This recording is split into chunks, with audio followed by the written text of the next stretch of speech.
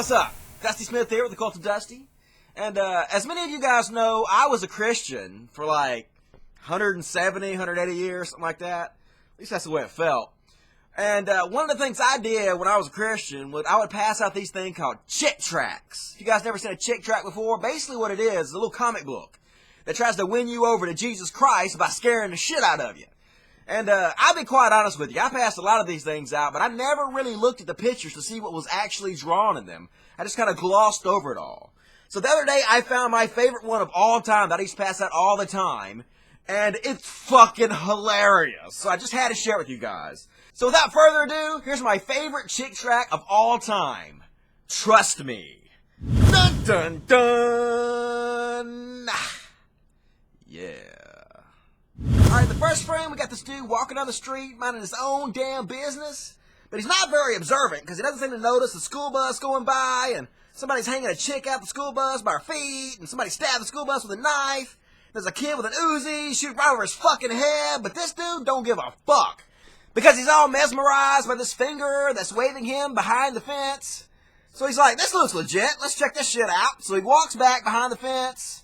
And as he walks behind the fence, we get a close-up of the fence, and we see all these demonic symbols, you know, like the pentagram, and the 666, and the peace sign, because nothing says Satan like peace, man, everybody knows that.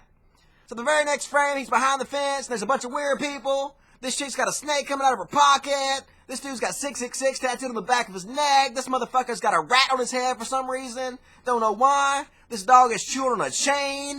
Don't know what the fuck's up with that. Somebody get that dog a rawhide.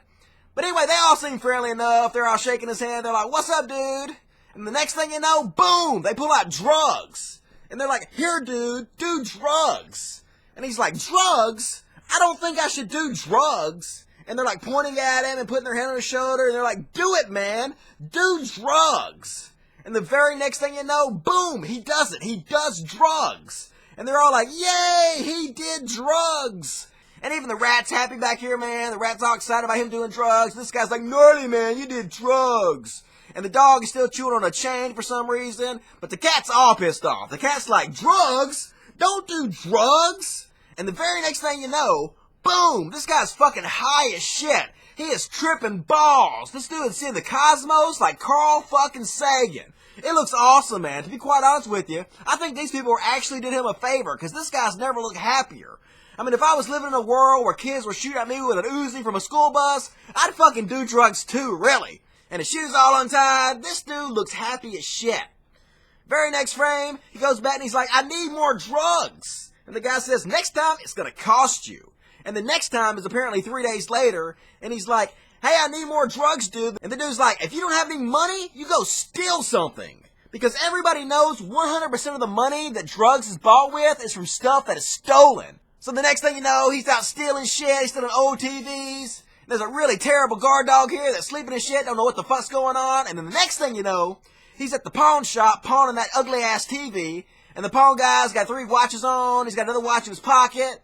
And for some reason, there's a cop on the TV looking shocked, and a bystander looking all shocked and shit. But this guy still don't give a fuck. He got his money for his drugs, and that's all that matters.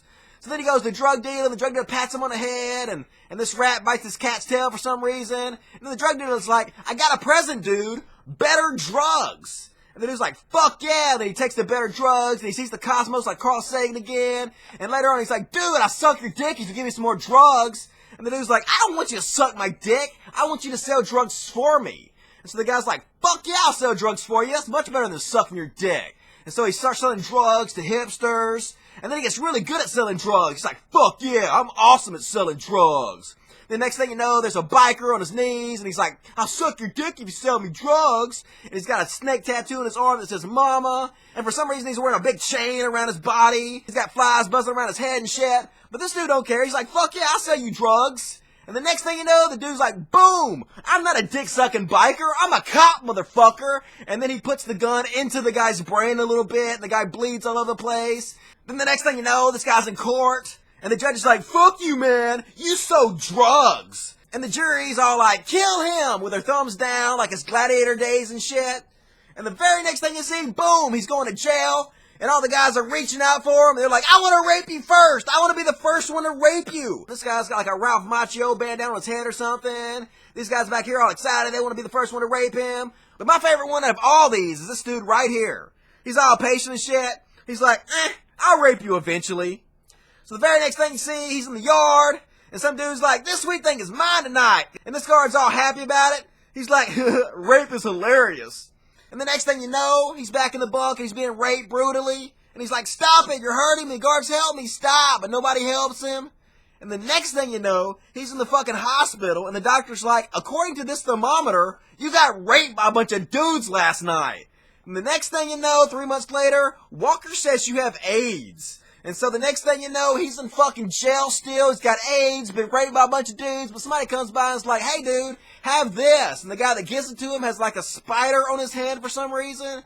And he reads it, and it says, Jesus loves you. And then he opens it up and reads it, and it tells him that God sacrificed himself to himself and then became a zombie. And if you believe in all this, then you'll live forever.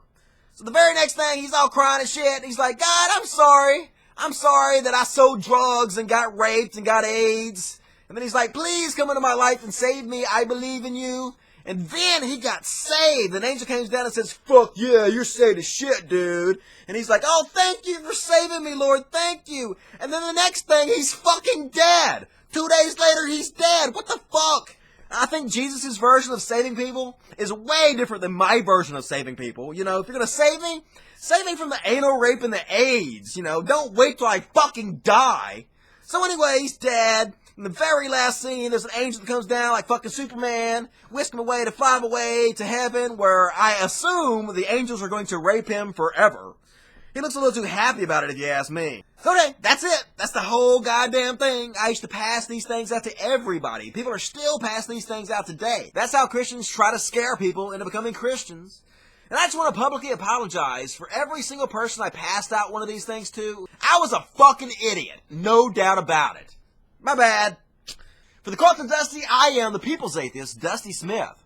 Reminding you that if God is everywhere at once, does that mean he's watching child porn right now? It has to, right? Logic.